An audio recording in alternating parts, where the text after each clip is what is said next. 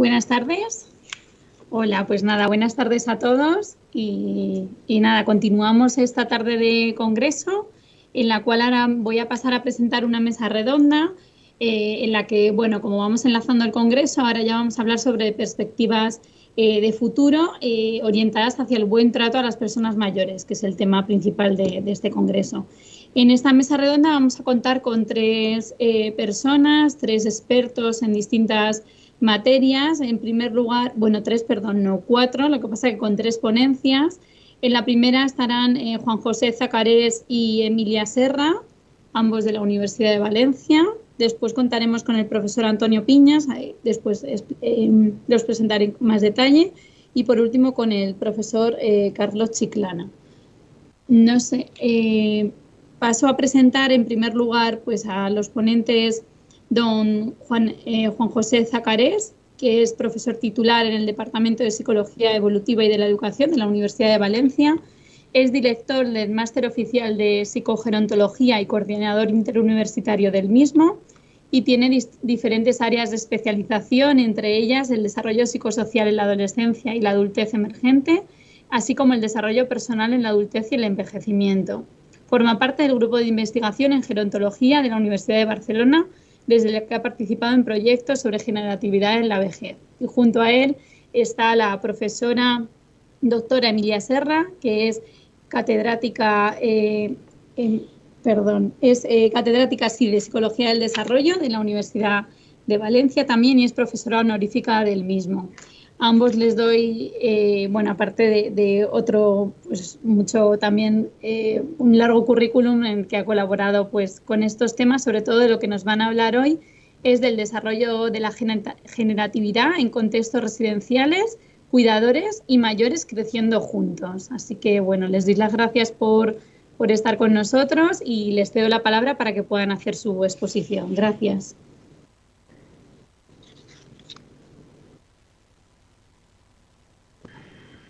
Muy bien, voy a compartir.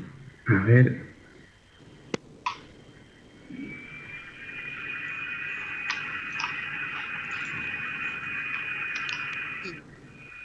Buenas tardes a todos y a todas. Gracias a los organizadores, amigos de este excelente congreso.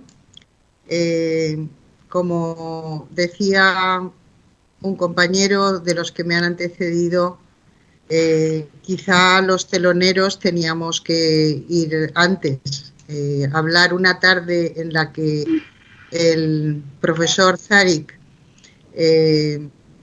puede exponer ideas en las que uno o una se ve representado o en el propio razonamiento acerca de lo que va a decir por la tarde, a continuación, es verdaderamente un lujo.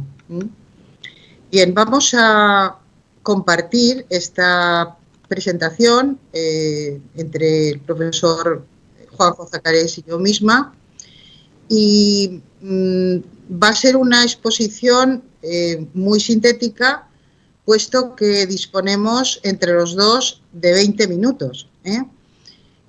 Sin embargo, afortunadamente, lo que aquí exponemos de forma muy sintética está desarrollado y entregado ya, con lo cual seguro que el compromiso ya se ha cubierto, en un capítulo de la publicación que va a salir a partir del Congreso. Por lo tanto, ahí estará tanto referencias bibliográficas como el desarrollo más completo de todo lo que vamos a abordar. Comienzo ya, después de hablar o recordar el título de nuestra ponencia, Desarrollo de la generatividad en contextos residenciales, cuidadores y mayores creciendo juntos. Los objetivos que nos hemos planteado en esta comunicación son 4. En primer lugar, se aborda el cuidado y buen trato, que como ven está puesto, diríamos gráficamente, como una sola palabra, porque es lo que estamos de alguna manera intentando que se adentre en el vocabulario de la psicología de en el cuidado de cualquier edad. el cuidado y buen trato en contextos residenciales desde una perspectiva concreta, que es la perspectiva del ciclo vital o llamada perspectiva de Lifespan. En segundo lugar, intentaremos analizar qué ha cambiado con la pandemia en la realidad de los mayores. Primero, hacemos en el escrito que hemos entregado una descripción de cómo son los mayores del siglo XXI en esta sociedad occidental y más concretamente en nuestro país. Y vamos a ver, a pesar de que conocemos bastante cómo son esos mayores, qué ha cambiado con la pandemia en esa realidad de los mayores.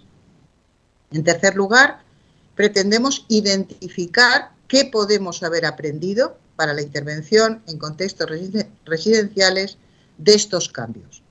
Y en cuarto y último lugar, que va a ser un apartado amplio, pues puesto que es el núcleo transversal de nuestra comunicación, fundamentar la redefinición de las residencias como entornos generativos. Quiero empezar, antes de pasar a la siguiente diapositiva, diciendo que abordar el cuidado y buen trato en contextos residenciales desde la perspectiva del ciclo vital o Lifespan supone básicamente dos cosas en lo que a esta comunicación se refiere. En primer lugar, que desde esta perspectiva es necesario siempre una descripción y un análisis de lo que ha ocurrido para poder planificar una intervención optimizadora a nivel psicosocial y o comunitario. Esto es lo que nosotros planteamos como primera cuestión. No podemos hacer o utilizar los mensajes sociales, políticos incluso, acerca de qué es lo que habría que cambiar en los contextos residenciales en relación, en este caso, con el cuidado, si no hemos hecho un análisis previo de lo que ha acontecido. Y el segundo aspecto de esta perspectiva del ciclo vital es que ésta considera que en el cambio que se produce, en este caso sería el cambio en los mayores, están influyendo una serie de factores normativos, de edad, históricos, no normativos, y en este caso la pandemia ha supuesto una influencia histórica, no esperable, no normativa, que quizá por eso pueda haber supuesto esta reflexión, afortunadamente, acerca de qué podemos hacer. Pasamos a la siguiente, Juanjo, por favor.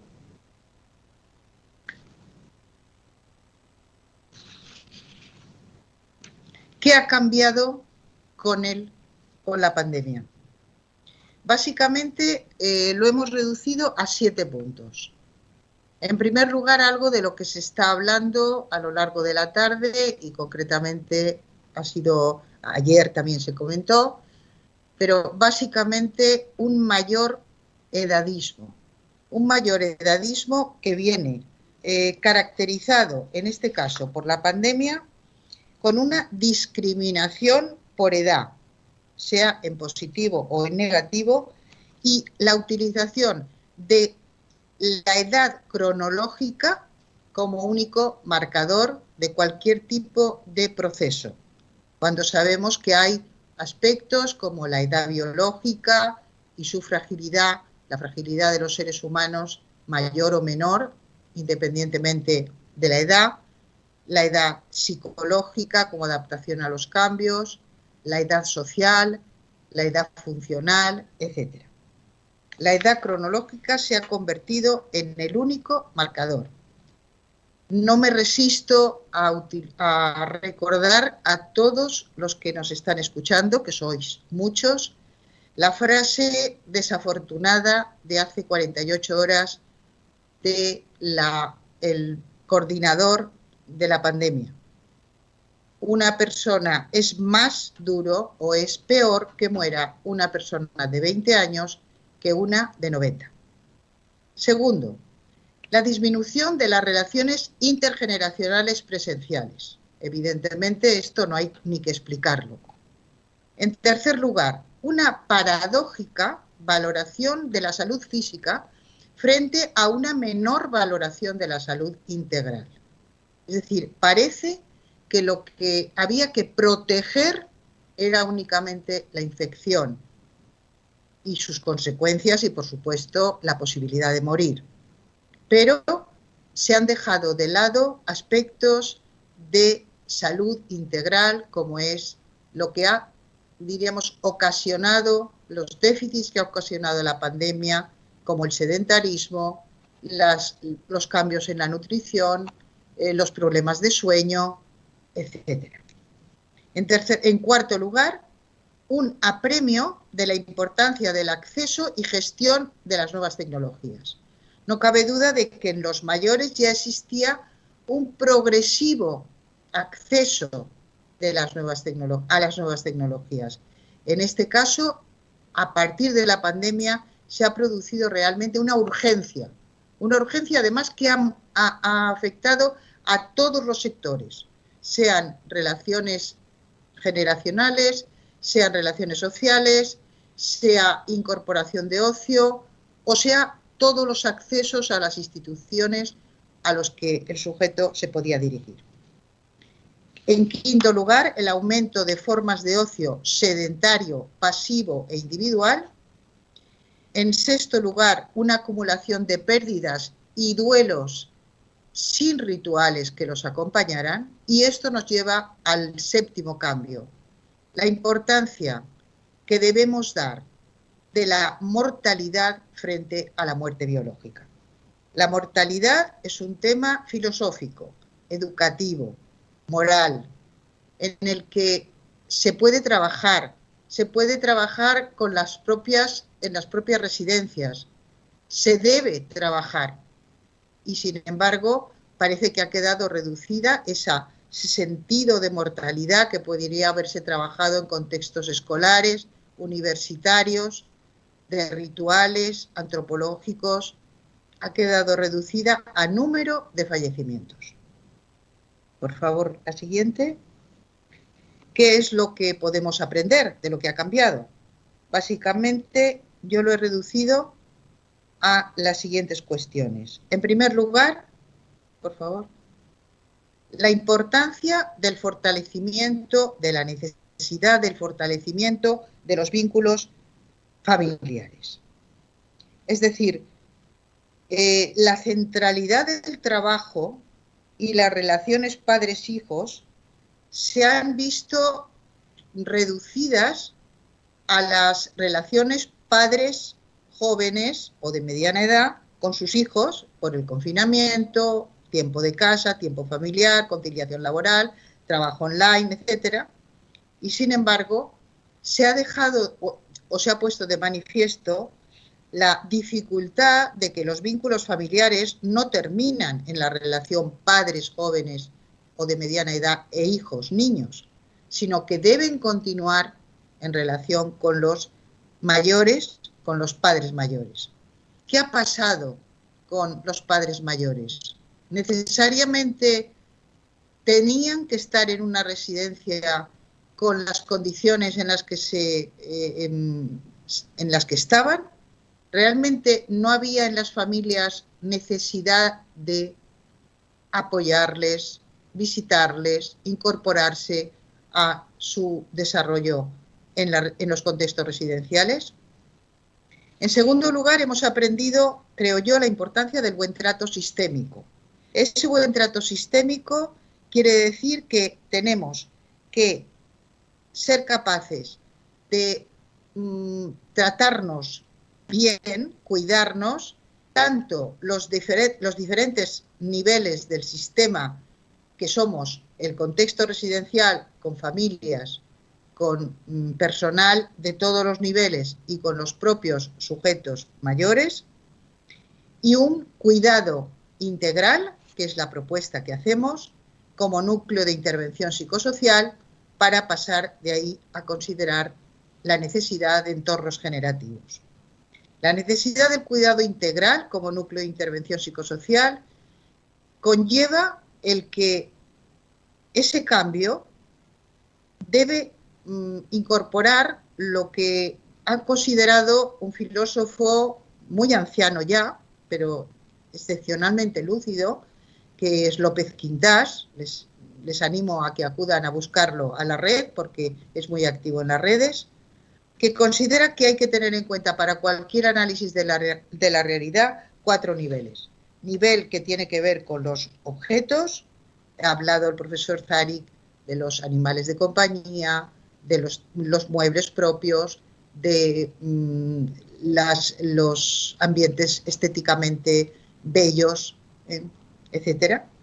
La consideración de las personas con las que tratamos como un segundo nivel, el trabajo sobre valores más allá de lo que sería la propia relación cotidiana y por último, aunque no menos importante, en la consideración del ser humano como un ser trascendente que trasciende a sí mismo y trasciende lo material.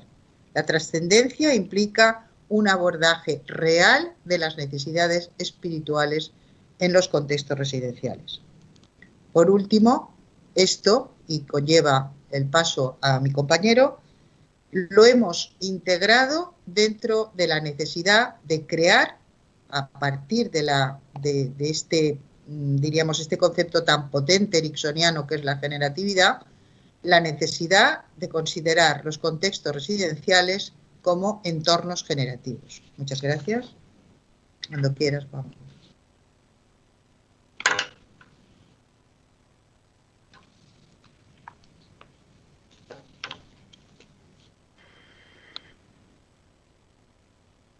¿Me oís? ¿Me oyes? Sí te oímos, pero no vemos tus referencias, tu presentación. Sí, a ver. A ver que ahora...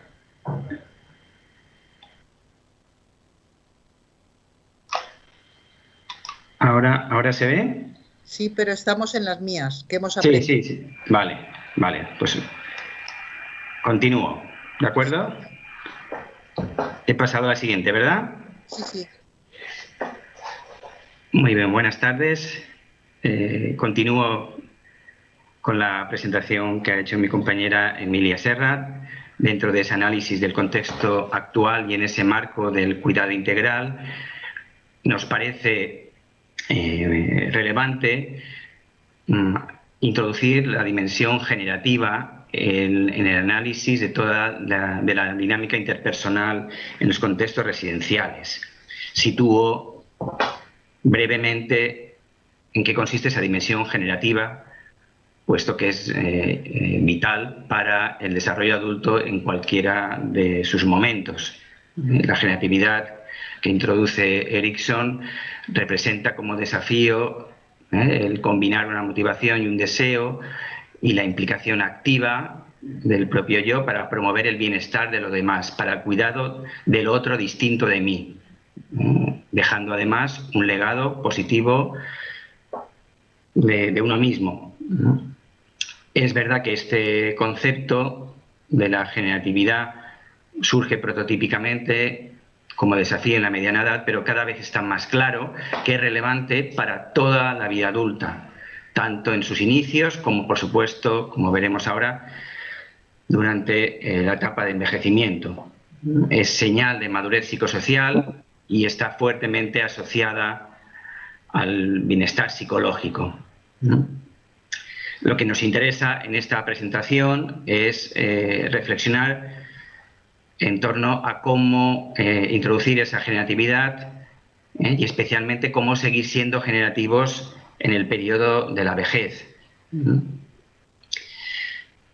Las personas adultas mayores, por su propio recorrido vital, tienen, diríamos, dos tipos ya de resultados generativos, ¿no? Por un lado, muestran una generatividad biográfica que representaría toda su generatividad lograda con todos sus esfuerzos a través de tareas parentales, participación comunitaria, cívica, cuidado, mentorazgo, productos y proyectos creativos. Esa generatividad lograda, biográfica, cristaliza en su historia de vida. Y buena parte de esas historias de vida tienen que ver con esos esfuerzos generativos que relatan. Pero también las personas mayores tienen una generatividad propia, más abierta, que es la generatividad del adulto mayor y que realmente es el objeto de interés y de intervención desde los contextos residenciales. Una generatividad abierta y receptiva a todas las influencias del entorno para seguir promoviéndola en esta etapa de la vida. No voy a entrar en otras peculiaridades que tiene la generatividad en la vejez, pero evidentemente hay que tener en cuenta que ha de ser una generatividad más selectiva, ha de ser una generatividad que también ha de integrar la propia necesidad de ser cuidado por otros. Es una generatividad que apoya la generatividad de las personas de mediana edad y es una generatividad sobre todo sensible a cómo está siendo acogida, valorada y respetada por el entorno. Realmente si no experimenta esa receptividad, la persona mayor puede abandonar más fácilmente esa generatividad propia. No se valora ni se acoge positivamente lo que puede aportar. En el estudio de la generatividad, el modelo actual dominante es este modelo de McAdams, en donde se puede ver todo un recorrido desde aspectos más motivacionales, metas, acciones y resultados. No voy a entrar en los distintos componentes, solamente me voy a fijar un poquito más en dos de ellos. Uno es el de la demanda cultural, el de las expectativas que tiene la sociedad, el entorno, de que alguien que ocupe un determinado rol, un determinado lugar en el ciclo vital actúe y se comporte de modo generativo. Esto va a ser muy importante, como veremos, en el caso de la generatividad en la vejez. Y también, como decía antes, el factor de percepción, de cómo percibe la propia persona que está siendo valorada su acción generativa. En la medida en que se dé esa percepción positiva, habrá unas consecuencias en su bienestar, o por el contrario, si está siendo percibida negativamente, no habrá ese efecto positivo que se ha demostrado en tantos trabajos, ¿no? Y en tantas situaciones del adulto, ¿no?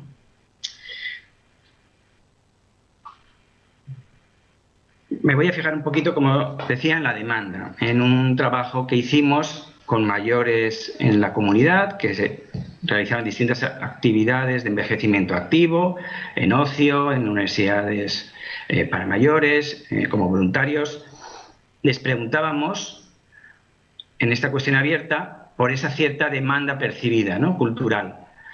La sociedad espera de los mayores, y fue nuestra sorpresa ver la enorme variedad de respuestas que encontramos, que se pudieron ordenar en distintos grados de generatividad, desde respuestas como la 1 o la 2, donde la generatividad era mínima, no creo que esperen nada, que ya debemos morirnos, o que no molestemos, simplemente que no seamos una carga, a unas respuestas que expresaban la máxima generatividad, mayores que sí que tenían esa expectativa de que podían seguir aportando y colaborar con el bienestar de la sociedad, ¿no?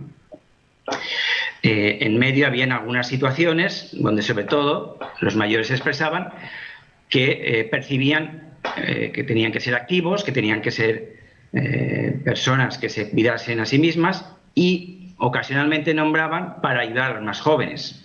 Sobre todo se referían a ayudar en el ámbito familiar.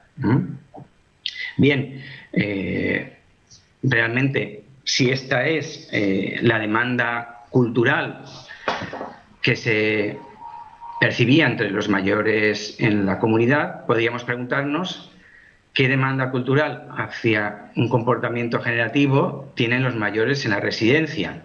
Si ya seguramente es más baja entre los mayores que en la mediana edad, pues todavía suponemos que es más baja la demanda cultural en las residencias respecto a los comportamientos generativos, ¿no?, de los mayores. Realmente no se ha investigado, no sabemos, es una hipótesis, ¿no? Sí que es verdad que en otro trabajo, aquí sí que preguntamos a mayores en residencias, valorábamos su interés y su generativo y su comportamiento generativo. Sí que había, seguramente por esa mayor demanda cultural percibida, ¿no?, una generatividad mayor entre los mayores que eran voluntarios, en segundo lugar entre los que no eran voluntarios, y en tercer lugar el interés generativo era más bajo en mayores en residencias. Sin embargo, lo que nos llamó la atención era cómo los mayores en las residencias sí que mantenían un cierto interés generativo, una cierta deseo, una cierta motivación de contribuir al bienestar de otros, pero parecía que no tenían oportunidades ni medios para expresar esa generatividad, ¿no?, con un descenso mucho más grande en sus conductas reales de tipo generativo, ¿no? Y eso nos llamó la atención, y realmente este desfase generativo, este desfase entre la motivación y la conducta, hasta qué punto creaba una frustración generativa, ¿no?, en los mayores en las residencias por esas barreras que podían tener para expresar su generatividad. Ayer decía la profesora Gemma Pérez Rojo, y se ha vuelto a insistir hoy también en la intervención anterior, de cómo no infantilizar es tratar como adultos. Pues bien, yo creo que en este caso también supone tratar como adultos el tomarse en serio el potencial generativo de los mayores en las residencias.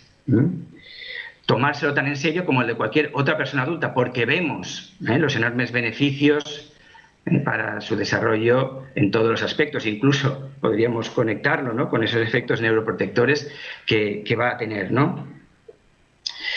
En ese sentido, lanzamos la profesora Emilia Serra y yo esa idea de cómo las residencias podrían convertirse en entornos verdaderamente que potencien la generatividad de todos los implicados, ¿no?, que hagan realidad ese principio de la ética generativa, ¿no?, que formulaba Erikson: haz a otro lo que promoverá su desarrollo tal como el otro promueve el tuyo propio.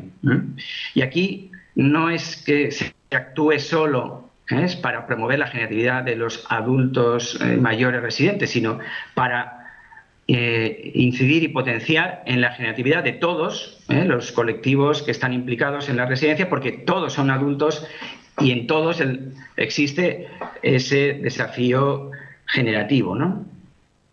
En el caso de los adultos mayores residentes, por supuesto, preguntarnos si se puede aumentar esta demanda cultural residencial, si realmente se toma en serio, que haya expectativas de que continúen aportando, y que se revise si hay que crear nuevas oportunidades o espacios generativos para que los mayores expresen ese potencial, sea cual sea el grado de capacidades cognitivas que muestren. Es impresionante cómo ya van apareciendo trabajos observacionales y trabajos centrados también en la creación de historias de mayores con demencia, para mostrar también, ¿no?, esa capacidad generativa que es compatible perfectamente con un declive cognitivo. Pueden seguir aportando cariño, preocupación, interés hacia los demás, ¿no? Las vías pueden ser muy numerosas, desde validar y elaborar esas historias de vida que quedan como legado, el tomarse en serio todos los programas intergeneracionales, actividades con familiares, que los propios mayores con más competencias asuman roles de cuidados cotidianos de otros. Seguramente aquí se trata de hacer lo que ya se hace en muchas residencias, pero con un sentido nuevo, y de crear nuevas oportunidades si se valora, ¿no? También por supuesto, los profesionales cuidadores tienen aquí su lugar natural, donde ellos desarrollar su generatividad. Es un rol potencialmente generativo, y la generatividad, como sabéis, en los trabajos con profesores es un factor de prevención del burnout que comentaba ayer el profesor Javier López. Por lo tanto, ¿cómo se tiene que desarrollar esa generatividad de los cuidadores, ¿no? Ahí apunto al rediseño de las propias tareas laborales. Cuanto más desafiantes, mayor autonomía tengan esas tareas laborales, mayor motivación intrínseca pueda haber, acabará redundando en la motivación generativa y ella a su vez repercutir en la mayor satisfacción laboral, ¿no? Esto, por tanto, toca temas organizacionales que salieron ayer y, por supuesto, fortalecer el sentido generativo que tiene ese trabajo, ¿no? Reconocer en mí mismo como profesional cómo me ha beneficiado y cómo ha desarrollado mi propia generatividad y, por supuesto, cómo puedo atender mejor, desde esa perspectiva del cuidado integral, las necesidades en todos los ámbitos que tienen las personas a las que cuido. También podríamos incluso añadir que los profesionales cuidadores pueden fomentar la generatividad percibida de los propios familiares, porque esa es una de las ganancias que también tiene el cuidar a un familiar, ¿no? Y, por supuesto, en el caso de los familiares, el cuidado se convierte en un contexto de transmisión intergeneracional de valores importantes sobre lo que es el amor familiar, la vejez, el cuidado, especialmente para los miembros más jóvenes de las familias. Es, por tanto, una oportunidad también para los familiares para desarrollar ese clima generativo familiar que puede ser integrado dentro del ámbito residencial. En definitiva, el desafío que planteamos es cómo integrar en el contexto residencial esta especie de dimensión transversal que afectaría a toda la dinámica organizacional y relacional. A eso haría que el propio contexto residencial sea un entorno generativo, en sí mismo un recurso generativo para la propia comunidad y para todos los que participan en ella. Esto pues tiene una connotación de horizonte ideal, pero creo que también más necesario que nunca por lo que ha comentado antes la profesora Emilia Serra. Aquí nos jugamos mucho, nos jugamos cada uno de los que participan en el ámbito residencial, ¿no? Cuidando o siendo cuidado. Son los cambios que hemos provocado en las vidas de los demás lo que determina el significado de la nuestra. Pues cómo podemos convertir a los entornos residenciales desde esa vertiente generativa que acaba tocando prácticamente todos esos aspectos de buen trato que se han ido comentando. Muchas gracias. Quedo a la disposición luego también de cualquier pregunta. Muchas gracias por parte mía también.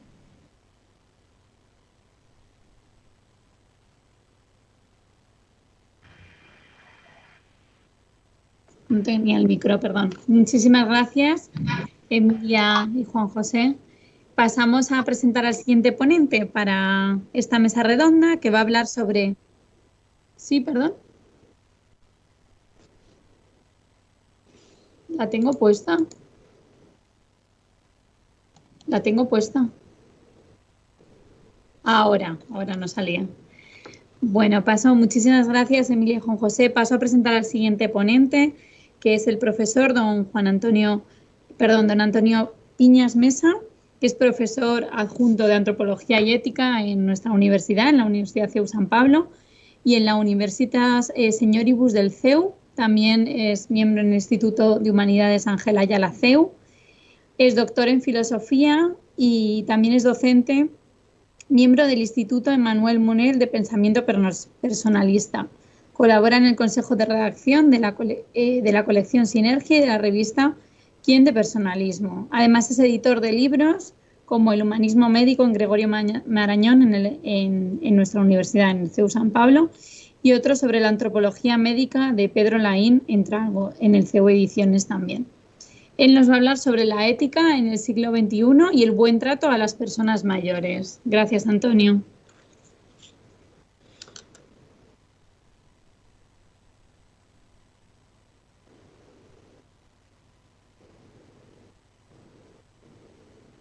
Gracias, Cristina, y perdón porque me he equivocado al subir la presentación. He pinchado, no tenía que pinchar, voy a subir el documento correcto. Un momento, por favor.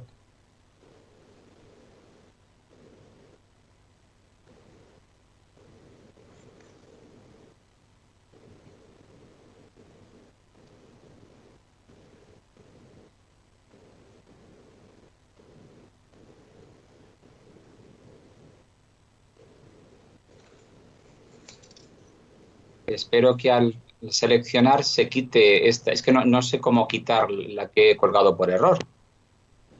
Como no se ve ninguna, yo creo que no importa. Pon la otra igual y ahora no se ve ninguna. No se ve ninguna.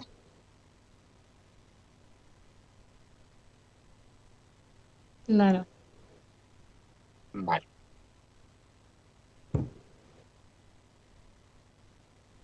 Gracias. Mejor. Vale. Pues vamos a ver. Doy a compartir.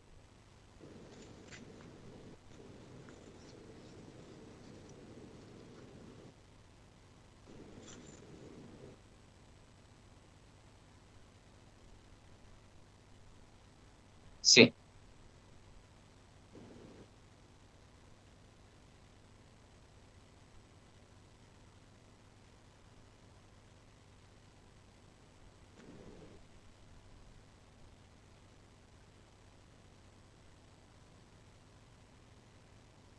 Pantalla. Sí, me aparece un documento, la posibilidad de compartir un documento. No es esa la opción.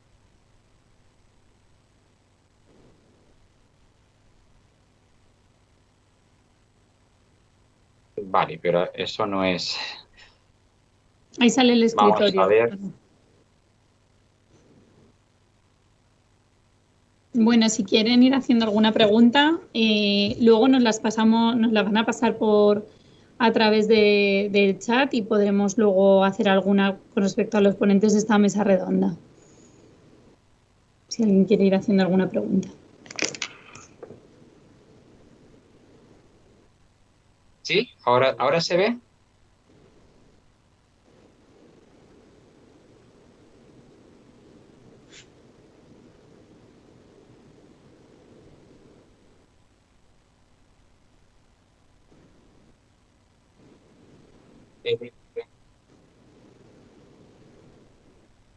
Vale, gracias. Pues, Cristina, cuando me digas. Vale, pues cuando quieras, Antonio, ya te he presentado, así que puedes comenzar y así vamos ajustándonos al tiempo, que vamos un poco Vale. ajustados. Pero bueno. Muy bien. Pues nada, pues empiezo primero dando gracias por la invitación a participar en este congreso y sobre todo por haber abierto un espacio para la reflexión ética o la dimensión ética de este tema tan importante que es el buen trato hacia las personas mayores, concretamente en el ámbito de las instituciones. Es un tema ético, sin duda, porque cuando hablamos de buen trato estamos hablando del principio del bien, del principio de la dignidad o el trato digno. Yo he acotado la temática para revisar muy brevemente, porque el tiempo es escaso, qué cambios se han dado a lo largo de las últimas décadas del siglo XX y cuál es la realidad en el siglo XXI en relación con la ética en el trato o buen trato a las personas mayores. ¿Qué es lo que ha cambiado en el siglo XXI? Pues por destacar lo positivo. Han aparecido nuevos derechos como fruto del avance de las éticas del cuidado. El maltrato se ha conceptualizado, por tanto se ha verbalizado y por tanto también se ha visibilizado. Gracias al esfuerzo desde los estudios de gerontología, desde el ámbito de la psicología, de la ética, se le ha puesto nombre y se permite reconocer e incluso cuando se puede reconocer también se puede denunciar, ¿no? Y en tercer lugar, en relación con esto, tenemos planes de acción, tenemos guías del buen trato, que sobre todo recogen valores, que esto es lo que nos interesa, que nos dedicamos a la ética y a la antropología, los valores que van a guiar la conducta, las buenas prácticas. Yo aquí he destacado, por coger un botón de muestra, cuatro ejemplos de guías o documentos que son fruto de una nueva cultura del buen trato al mayor, porque tenemos que hablar de una nueva cultura. En las últimas décadas, sin duda, esto hay que verlo de una forma optimista, las cosas han cambiado. Hay una nueva sensibilidad, hay una nueva cultura que se concreta, se materializa en poder encontrarnos con guías de buen trato a las personas mayores. Ahí tenemos, por ejemplo, la de la Sociedad Española de Gerontología, nuestras compañeras Gemma Pérez Rojo, las guías Cuenta Conmigo, o he puesto ahí como otro botón de muestra el decálogo de buen trato a las personas mayores de Cruz Roja. Pero esto es solamente un botón de muestra, porque hay diversidad de documentos que aglutinan valores que están guiando la conducta no solamente de cuidadores, sino también de la familia, de las instituciones y de la sociedad en general. De modo que nos tenemos que felicitar porque han mejorado las cosas, pero aún hay mucho trabajo por hacer, como se está viendo en este congreso. Por destacar qué es lo que ha mejorado y sin ánimo de agotar, sin ánimo de ser exhaustivo, yo he seleccionado 4 aspectos. Primero, que hoy en día, cuando se habla del trato a la persona mayor, se está promocionando algo tan importante en ética como es la autonomía, sin caer en el tan denostado paternalismo. El mayor no es un niño, es una persona que si no tiene una demencia avanzada, aún tiene una gran autonomía y si llega a estados de demencia o estados de degeneración o estados neurodegenerativos, aún goza de intimidad, porque la pérdida de autonomía no significa pérdida de valor, pérdida de dignidad, sigue teniendo un mundo, sigue teniendo una dignidad. De modo que se ha promocionado la autonomía, se está promocionando la intimidad y se está promocionando el trabajo de habilidades mal llamadas blandas en el trato y en el cuidado. A nadie le extraña ya hablar de empatía, de escucha activa, de incentivar la paciencia de las personas que trabajan, conviven con la persona mayor. Y en cuarto lugar, por tanto, estamos ganando en un mayor grado de protección. Protección al mayor y también protección al cuidador, aunque no en la medida de satisfacción que desearíamos. Desde el punto de vista ético, en el siglo XXI decimos que se viene desarrollando una ética del cuidado. Esta ética del cuidado tenemos que entenderla dentro del paradigma de la humanización de la salud. Son 2 caras de una misma moneda. En la medida en que se ha humanizado el trato al paciente, se está también humanizando el trato a ese paciente o potencial paciente que es la persona mayor. De modo que se nos ha puesto socialmente en la clave de saber cuidar y de saber tratar. Desde la educación, aquí tenemos uno de los lugares más importantes para trabajar el buen trato al mayor, desde el ámbito de la educación. Ahí se deben de trabajar esas competencias blandas. Ahí se tienen que trabajar los valores para que la persona mayor esté integrada y como nos estaban comentando en la mesa anterior, se siga generando esa generatividad, poner en valor a la persona mayor que aún tiene mucho que aportar. Pero para conseguir ese escenario tenemos que adquirir una nueva sensibilidad, hay que sensibilizar a las nuevas generaciones y a toda una sociedad, La ética del cuidado se centra en tres aspectos, como conocemos, que son el autocuidado, desde ahí se transita al cuidado al otro y desde ahí también transitamos al cuidado del ecosistema. Cuando hablamos del trato al mayor, estaríamos hablando del segundo pilar, que es el cuidado al otro. Y aquí es donde hemos de seguir trabajando. El siglo XXI va a ser el siglo de la ética de la vulnerabilidad, junto con la ética del cuidado. Esta ética de la vulnerabilidad nos debe poner en la clave de hacernos cargo del otro. Frente a los enfoques más individualistas, frente al enfoque del cada uno a lo suyo, tenemos que recordar que somos seres sociales y en tanto que seres sociales debemos ser integrativos más que marginar. Esto es lo que ha venido ocurriendo, sobre todo con las personas mayores. El hecho de la soledad, la epidemia de la soledad, tiene mucho que ver con una mentalidad, que es la mentalidad del descarte. El problema del edadismo genera mucha soledad. Pues hoy en día podemos ser optimistas porque se abre un nuevo horizonte, que mediante la ética del cuidado estamos llegando a un enfoque de la vulnerabilidad y, por tanto, una ética de la vulnerabilidad que nos puede ayudar como sociedad a vivir desde esa visión del poner en valor al otro que no puede y que me necesita. Pero esto se tiene que trabajar socialmente, no solamente desde un enfoque político, del que luego hablaré, sino sobre todo desde el ámbito de una educación que genere nueva mentalidad y una mentalidad que vaya en esa línea de soy responsable de lo que le pasa al otro, desde el ámbito social, desde el ámbito familiar, en general.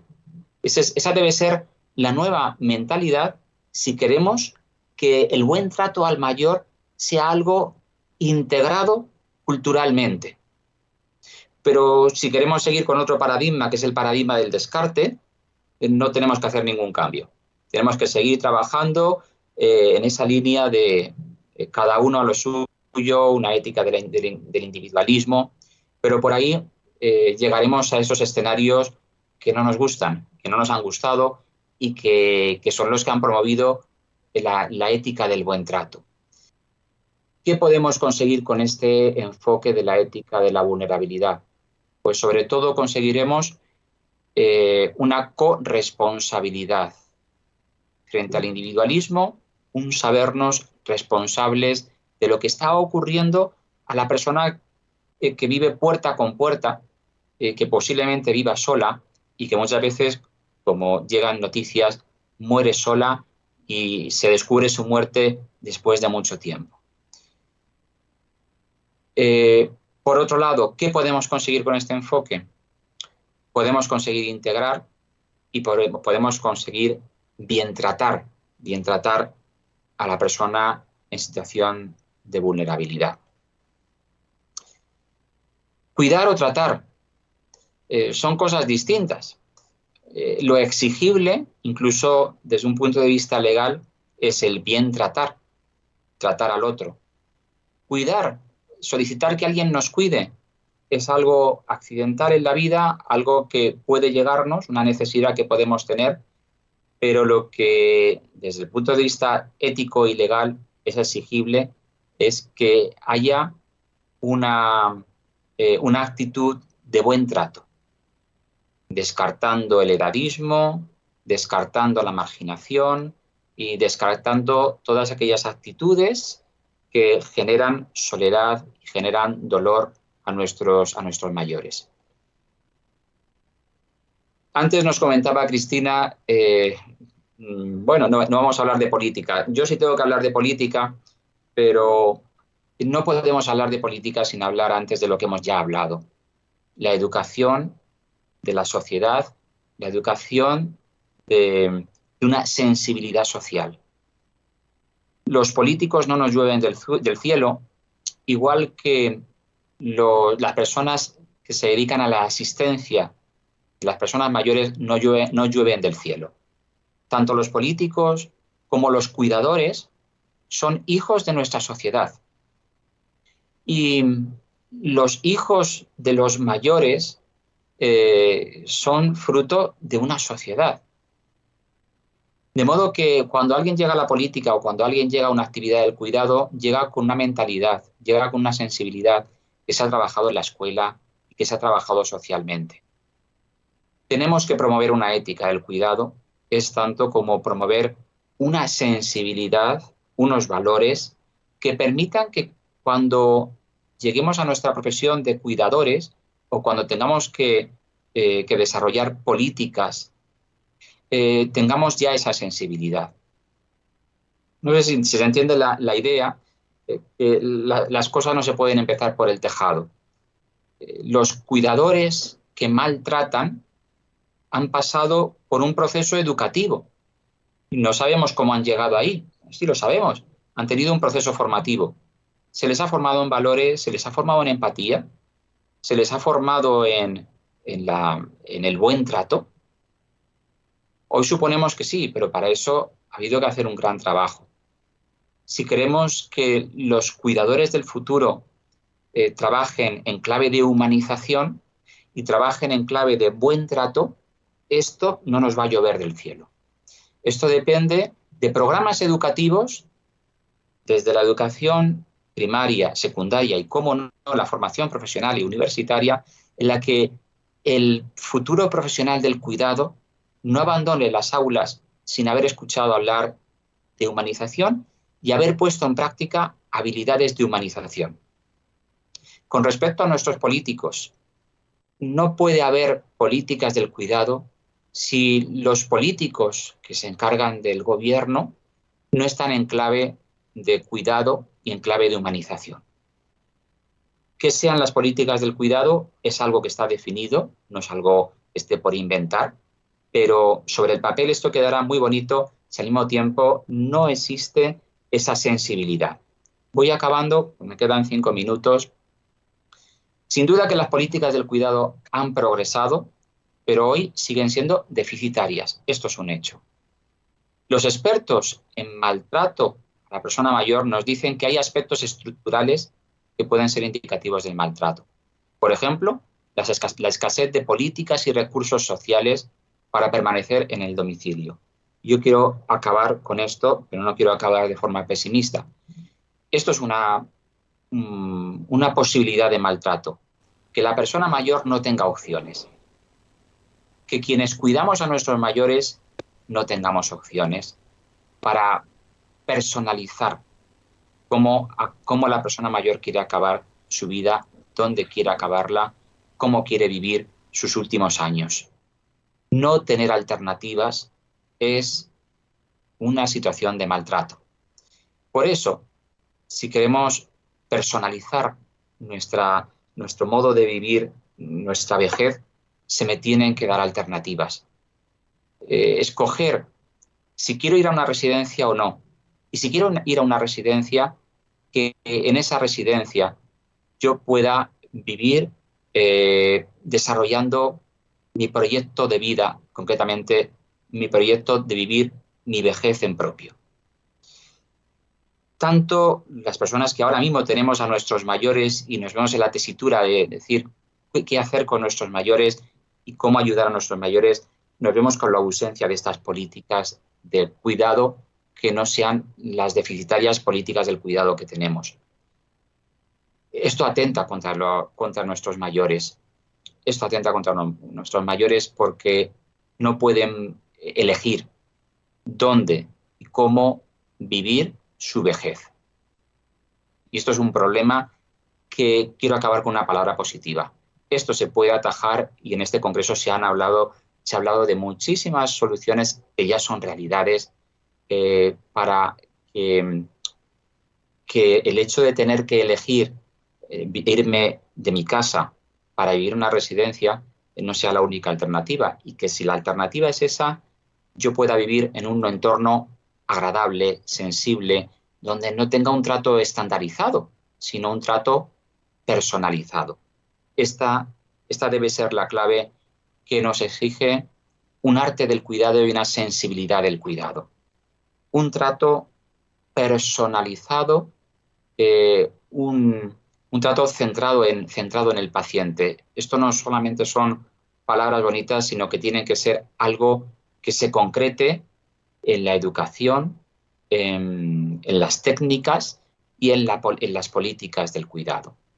Dejar sin opción es una forma de maltrato, mientras que si desarrollamos una creatividad que genere nuevas alternativas, y de ello se ha hablado en este congreso, estaremos humanizando y disminuyendo esas posibilidades de maltrato. Desde la perspectiva de los que tenemos personas mayores y que tenemos que tomar a veces serias decisiones, necesitamos alternativas, porque de lo contrario vemos el sufrimiento de nuestras personas mayores a las que no les hemos podido ofrecer otra alternativa. Quiero acabar con una sugerencia bibliográfica, una obra del año pasado, escrita por una autora llamada Margarita Saldaña. El texto se llama Cuidar, relato de una aventura. Es una narración en la que habla una persona que no tiene conocimientos técnicos del cuidado, pero que durante 3 años cuidó a una persona con una enfermedad neurodegenerativa.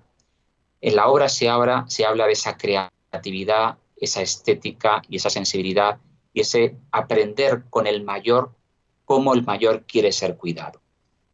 Y por ello acabo con una frase que está recogida en este libro y una frase de la autora. Corremos el riesgo de olvidar que en esta fase esencial para toda persona, que es el final de la vida, ningún confort material podrá sustituir jamás la presencia, el vínculo y el afecto. Necesitamos una ética del cuidado, unas políticas del cuidado que hagan real que nuestros mayores puedan elegir y puedan vivir sus últimos años como desean vivirlos, libremente, con autonomía y viviendo en las mejores condiciones posibles. Un proyecto de envejecer que sea posible y que no se me imponga dónde debo envejecer y el trato que voy a recibir.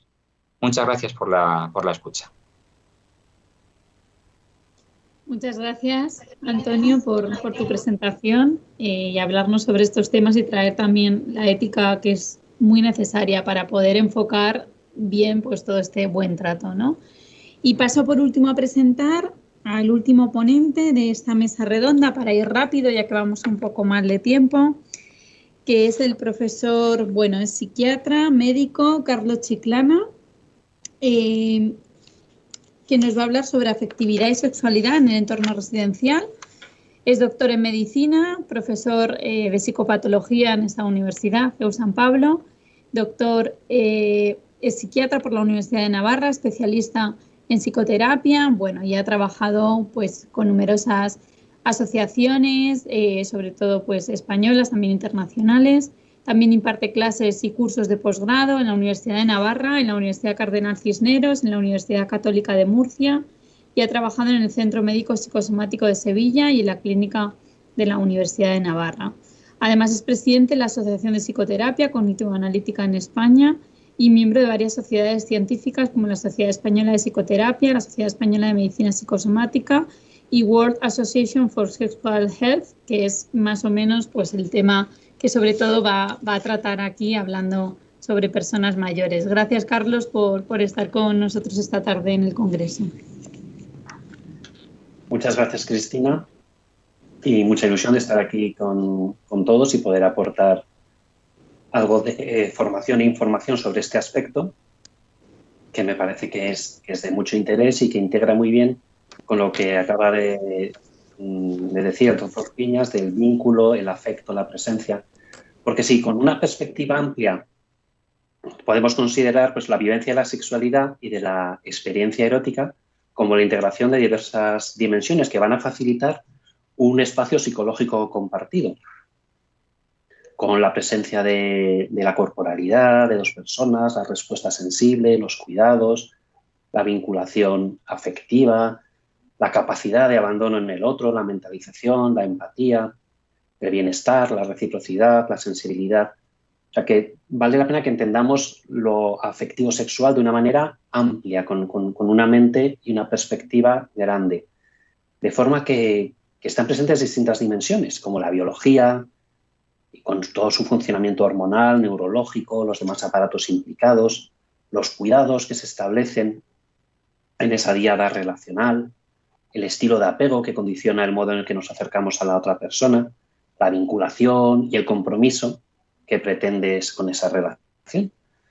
También, claro, las experiencias previas que ha habido en la vida de la persona o la ausencia de ellas, la capacidad que tiene de exploración propia del impulso sexual y la formación en sus distintas variables, ¿no? Pues sí, sexual, intelectual, humana, académica, moral, religiosa.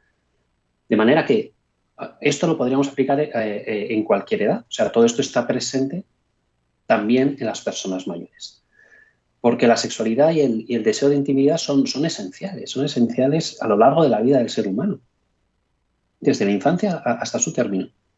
Y la realidad, con los datos que hay en las investigaciones, es que más de la mitad de los adultos mayores se mantienen sexualmente activos. Y aunque esa proporción pues, varía en función del intervalo de edad, de la presencia de alteraciones físicas, cognitivas, psicológicas o neurológicas, la realidad es que está presente, ¿no? Y a veces pues no es tanto una actividad sexual de relación sexual, sino pues una relación afectiva cercana, en la que están presentes, pues, como decía, muchas variables, muchas dimensiones. Y a lo mejor quizá antes que una pareja con la cual mantener relaciones sexuales, pues se busca algo más de cercanía, ¿no? O sea que mantener una sexualidad activa, que esto es otro dato que está muy claro en las investigaciones, se ha relacionado con una mejor calidad de vida, con un mayor bienestar general, tanto físico como mental. Pero insisto en tener bien asentado que lo afectivo sexual es mucho más que la mera relación o una práctica sexual, sino que incluye todas esas dimensiones que he mencionado. Y si consideramos el entorno residencial, con todas sus variables, posibilidades, pues yo les animaría que es que lo veo como una gran oportunidad para promover la afectividad y la sexualidad en esta etapa de la vida. ¿Por qué? Pues porque son centros especializados, con equipos multidisciplinares, con formación, que quieren hacer las cosas bien, que quieren servir, que quieren ayudar, que quieren promocionar, que quieren generar. Porque es una población que está interesada en la sexualidad y además que la promoción de esa sexualidad favorece su salud y porque se previene, si se atiende, problemas que pueden aparecer. De manera que como centros especializados, pues parece lógico, ¿no? que en este marco sanitario se busque la mayor funcionalidad posible de cada persona, que se pueda facilitar también el desarrollo personal de la vida afectiva y sexual de cada residente, obligándoles, ¿no? Hombre, de acuerdo a su trayectoria de vida y a su proyecto de vida actual. O sea, como decía el doctor Piñas, de manera personalizada. Y como decían los anteriores ponentes, con generatividad. Claro, es posible que los profesionales directivos, o el equipo médico, el equipo asistencial, social, pues a lo mejor no tengan en cuenta la sexualidad, porque dices, anda que no tengo cosas antes, ¿no? Anda que no tengo prioridades antes que esto, pero vale la pena quizá invertir en formación y en tener instrumentos específicos. Esto también son resultados de estudios, o sea que a más formación de los profesionales, y cuando se utilizan instrumentos específicos, pues se puede trabajar mejor. Pero decíamos que en segundo lugar, que es que la sexualidad interesa a las personas mayores. y promociona su salud. Y más de la mitad de las personas mayores siguen manteniendo relaciones. Pero también otras conductas que quizás son más atractivas en esos momentos por las limitaciones, como abrazos, cogerse de la mano, miradas, conversaciones íntimas, caricias y conversaciones sobre temas sexuales también. Y en las residencias, pues, bueno, podría verse mermada por limitaciones de espacio, de contexto, de privacidad, algunas actitudes negativas de los profesionales, falta de intimidad que pueda haber o falta de comunicación sobre sexualidad o la normativa de algunas instituciones en particular. Y claro, cuando se atiende al desarrollo afectivo y sexual de las personas mayores se observa un impacto positivo. Esto es lo interesante, principalmente en 3 aspectos, que es la expresión sexual, la comunicación, también de problemas sexuales, y se asocia como consecuencia, claro, a una mayor estima, bienestar social, sexual, psicológico, mayor intimidad, prevención de infecciones de transmisión sexual, incremento en el placer y mejor calidad de vida. Pero claro, se ha descrito también en distintos estudios pues que el deseo, las barreras que puede haber y las estrategias para solventar esas barreras, pues son 3 factores que inciden en particular ante cómo atender lo afectivo sexual en las residencias. El deseo en cuanto a la posibilidad de manifestar ese anhelo de intimidad, a veces en forma de bromas, coqueteo, pedir a los trabajadores que les sitúen cerca de otra persona. Pero claro, también ante esas barreras que hemos visto, pues vale la pena desarrollar estrategias para superar esas dificultades y limitaciones, pues que pueden ser contextuales, de falta de intimidad, de privacidad, de falta de educación sexual, de discriminación de minorías sexuales o de negación por parte de los profesionales de esta realidad, pues con excusas, justificaciones, eso, rechazo, falta de tiempo, no es prioritario.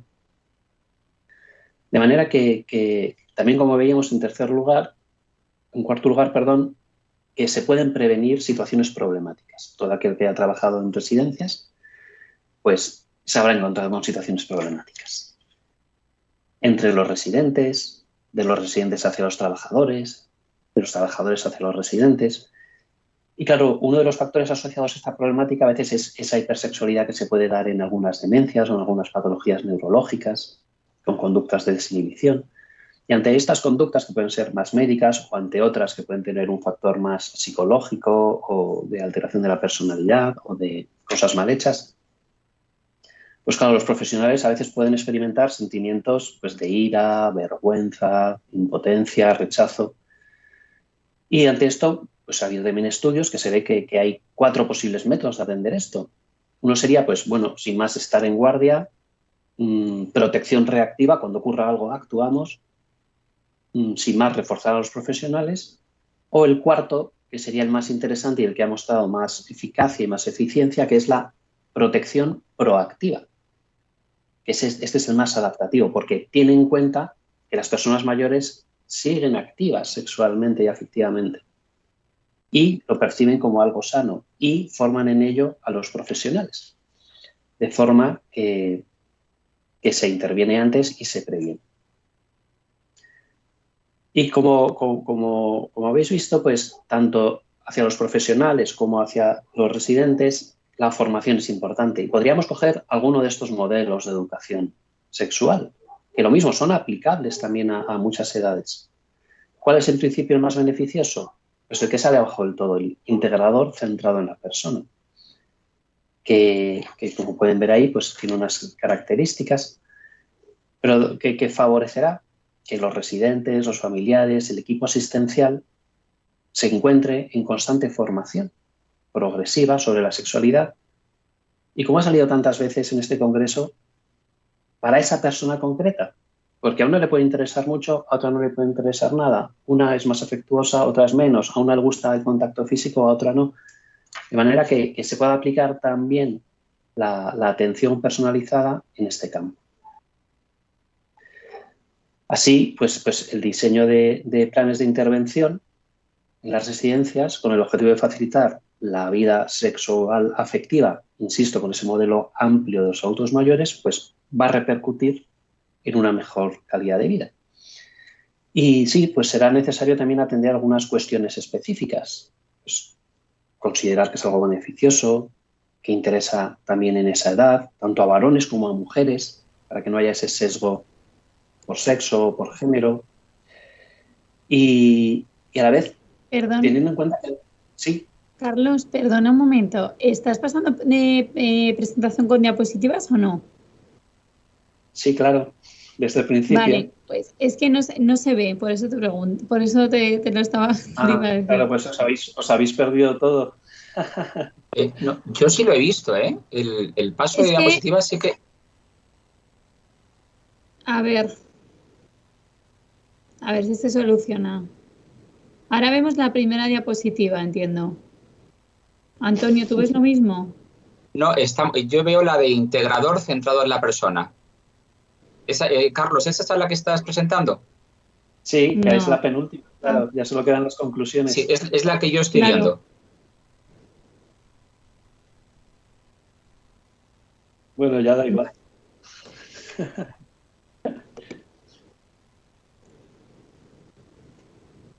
A ver si sale. Bueno, que como dice Carlos, si ya está haciendo sus conclusiones, pues...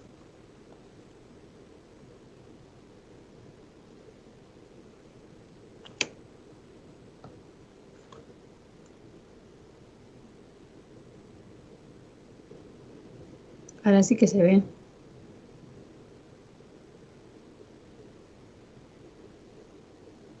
Muy bien, pues bueno, nada, Carlos, pues paso a las conclusiones. Si no, continúa, efectivamente, gracias. No, nada, ya paso a las conclusiones que ya iba a terminar.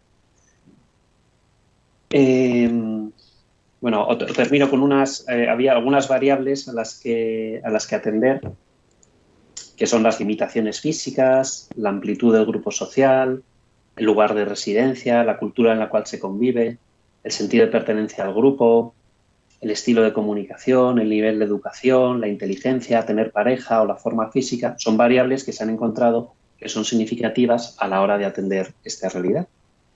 Y claro, luego en casos patológicos, como hablaba de la hipersexualidad en demencias, por ejemplo, pues será necesaria una intervención específica.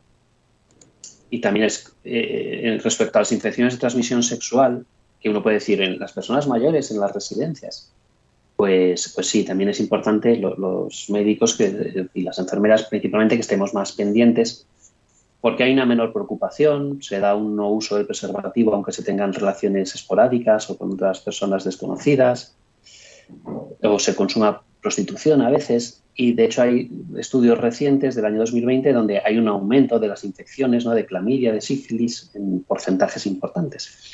En fin, como conclusiones, pues que es necesario conocer la percepción de la sexualidad, las expectativas y los deseos de las personas concretas que se atienden en el entorno residencial, con sus características específicas de salud física, mental, vida familiar y sexual previa. Lo segundo, que vale la pena diseñar, promover e implantar programas de formación sexual para personas mayores, aunque pueda parecer algo como muy lejano, pero suelen mostrar interés. Y que vale la pena también diseñar, promover e implantar programas de formación sexual para los profesionales de los entornos residenciales, tanto los relacionados con la salud como los asistenciales y de cuidado. Y por último, que es necesario también promover que cada entorno residencial disponga de un programa específico de intervención ante las distintas situaciones relativas a la expresión de afectos y a la vida sexual de los residentes, tanto para las naturales como para las patológicas, ilegales o abusivas. Pues nada más, muchas gracias, y la presentación, que era muy bonita, la había preparado con mucho cariño, pues la puedo mandar a quien quiera. Muchas gracias. Gracias, Carlos. Sí, yo creo que podemos intentar que la presentación quede quizá colgada, ¿no? Ya lo solucionaremos, vamos a intentarlo. Muy bien, pues como vamos, al final se nos ha ido un poco el tiempo, no va a haber tiempo en esta sesión para preguntas, ya lo lamento porque había alguna pregunta interesante, y vamos a pasar directamente a presentar las comunicaciones de este día del Congreso, de esta tarde. Simplemente un momentito, por favor. Sí que quisiera decirte, Carlos, que al menos los ponentes hemos visto perfectamente la exposición, y enhorabuena, Muchas gracias. Ha sido una pena porque, claro, no sé cómo no se han dado cuenta antes, pero realmente la exposición es una maravilla y los ponentes hemos tenido la fortuna de verla perfectamente y de seguirte. Enhorabuena. Muchas gracias, Emilia. Gracias. Gracias a ti.